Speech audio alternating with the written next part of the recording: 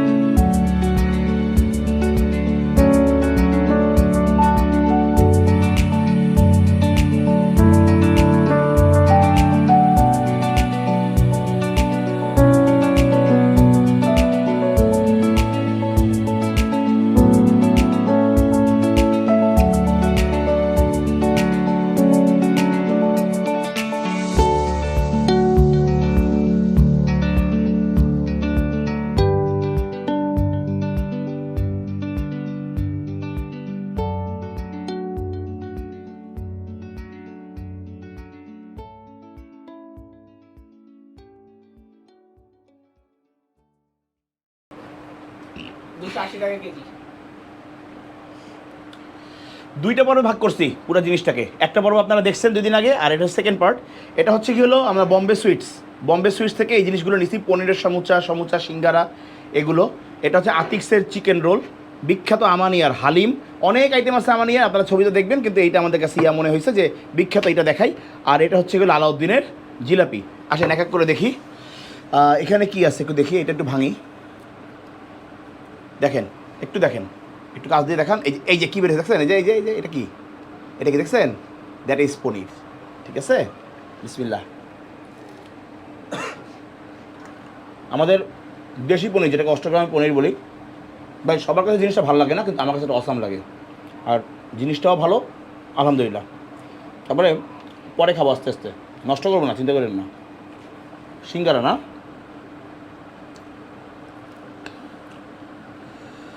Most probably plane আলুর সিঙ্গারা। সব কিছু এগুলো 12 টাকা পিস।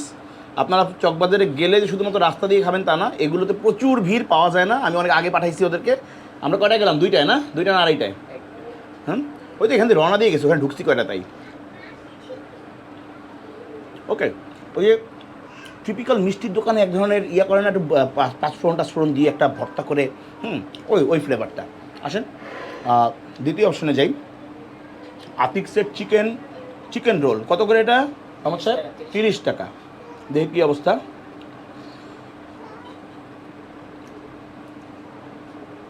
একটু পোস্টমর্টম করতে হয়।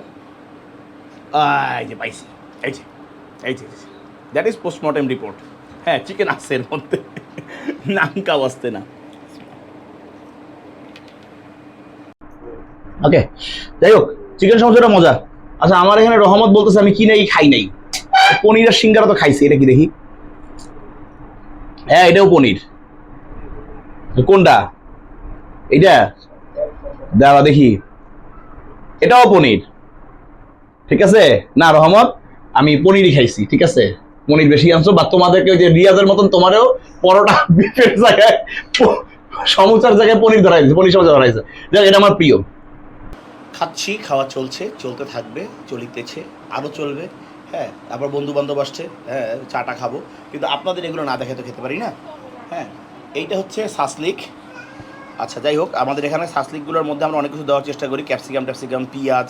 ওরা খালি গাজর দিছে মাঝখানে। টুকরাগুলা সলিড। হ্যাঁ, টুকরাগুলা সলিড। কত নিছে এটা? 50 টাকা। 50 টাকা। দেখি কী অবস্থা।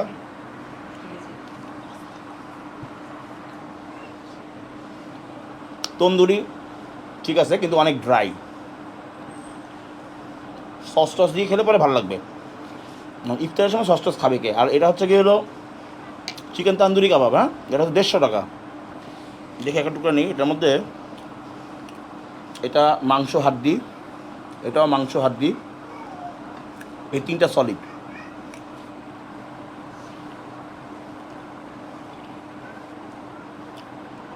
এই হচ্ছে অবস্থা।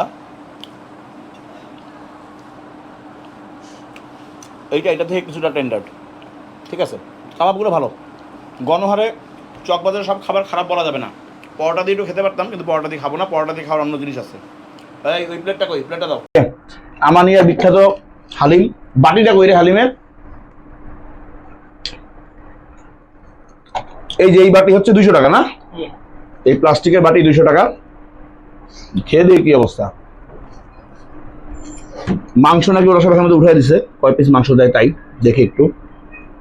1 2 3, এটা হাড্ডি মাংস মিলে 4 পিস। ঠিক আছে, আচ্ছা পুরোটা একবারে মুখে দিয়ে লাভ কি? এখানে বাটি বা প্লেট আছে খালি, ওই সুতি খাওয়ার প্লেটটা খালি করে দাও। ওকে, নষ্ট না করি পুরো বাটি, একটু আমি নিয়ে খেয়ে দেখি কি অবস্থা। যদিও আমরা আসলে খেয়ে অভ্যস্ত, সবাই সবার মুখেরটা খাইতেছি, কারণ ভিডিও করতে গেলে এটা লাগেই খাওয়া, কম না বেশি। আর আমি যা খাই, আমি তো সব খেতে পারি না, স্বাভাবিক। এটা তো এত খাওয়া তো সম্ভব না। তখন কি করে, তো ওরা খায় বাকিটা, নয় ওদের খাওয়াটা আমি খাই, এভাবেই চলে। এই হালিমটার কি অবস্থা।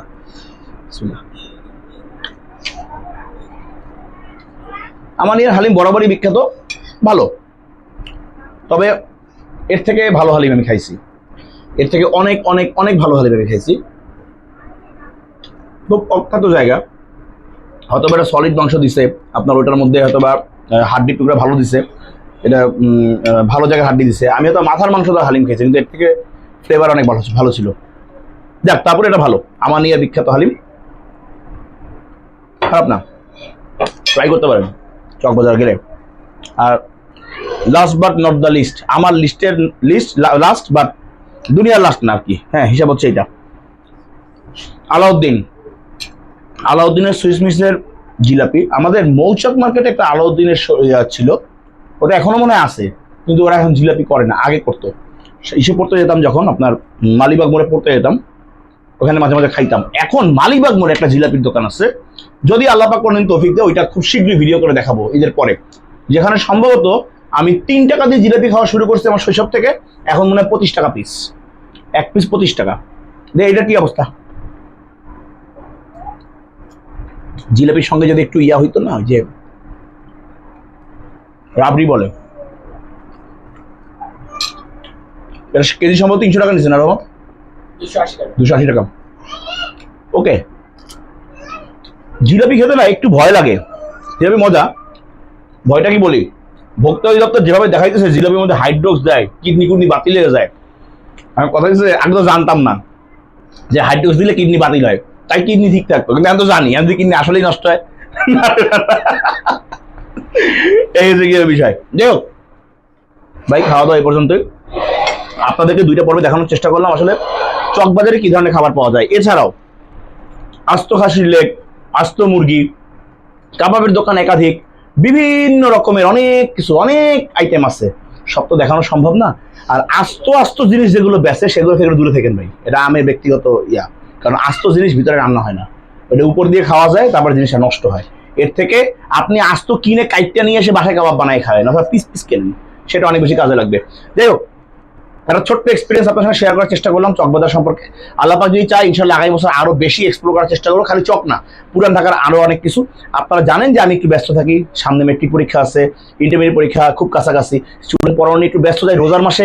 আসলে এবার আপনাদের অনেক ভিডিও দিতে পারবো না, তারপরে কয়েকটা বিখ্যাত জায়গার খুব ছোট ছোট সেহরি বা ইফতারের ভিডিও দেওয়ার চেষ্টা করবো। মোটামুটি আজকে এই পর্যন্তই। চকবাজারের আয়োজন থেকে টিম হাসান স্যার বিদায় নিচ্ছি। সবাই সবার জন্য দোয়া করবেন আর আপনার সৃষ্টিকর্তার হুকুম মেনে চলবেন। ভালো থাকবেন সবাই, আল্লাহ হাফিজ।